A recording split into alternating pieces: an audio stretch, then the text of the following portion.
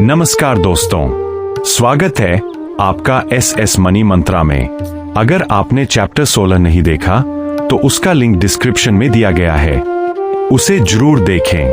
पिछले चैप्टर में हमने उन फाइनेंशियल मिस्टेक्स के बारे में सीखा जो लोगों को फाइनेंशियली पीछे कर देती है, जैसे बिना प्लानिंग खर्च करना, सेविंग्स ना करना और गलत इन्वेस्टमेंट्स करना। लेकिन सवाल है, गलतियों से बचने के बाद अब आगे क्या? आगे है फाइनेंशियल गोल्स प्लानिंग। क्योंकि अगर आपके पैसे का कोई गोल नहीं है तो पैसा अक्सर बिना डायरेक्शन के खर्च हो जाता है। फाइनेंशियल गोल क्या होता है? फाइनेंशियल गोल का मतलब है अपने पैसों के लिए एक क्लियर टारगेट बनाना, जैसे घर खरीदना, बच्चों की education, retirement planning, emergency fund या financial freedom.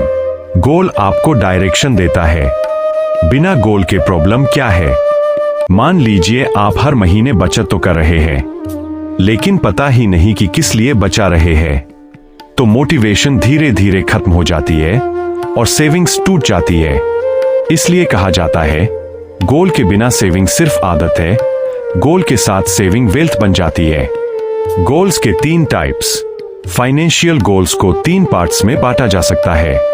Number 1, short term goals, जो 1 से 3 साल के लिए होते हैं, जैसे इमरजेंसी फंड, बाइक खरीदना या vacation planning.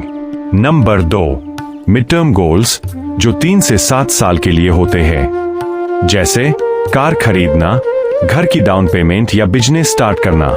Number 3, long term goals, जो 7 साल से ज्यादा के लिए होते हैं, जैसे रिटायरमेंट, बच्चों की हायर एजुकेशन या फाइनेंशियल फ्रीडम।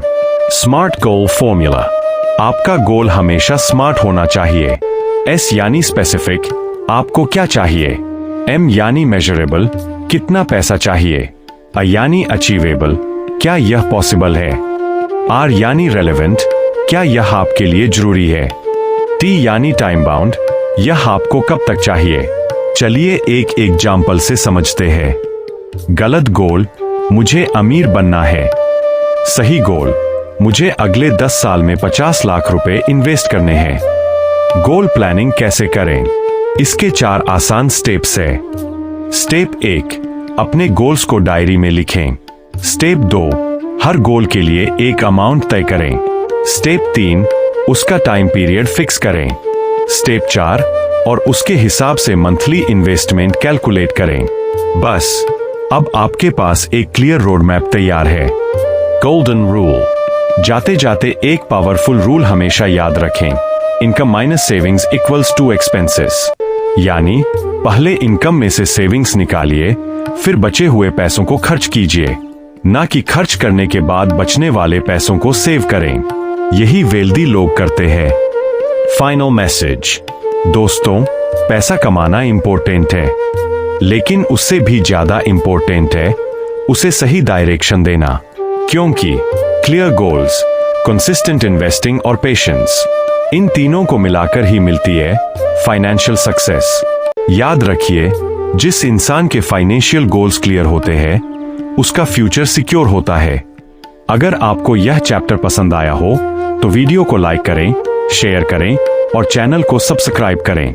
मैं मिलूंगा आपसे अगले चैप्टर में एक नई फाइनेंशियल लर्निंग के साथ। धन्यवाद। जय हिंद।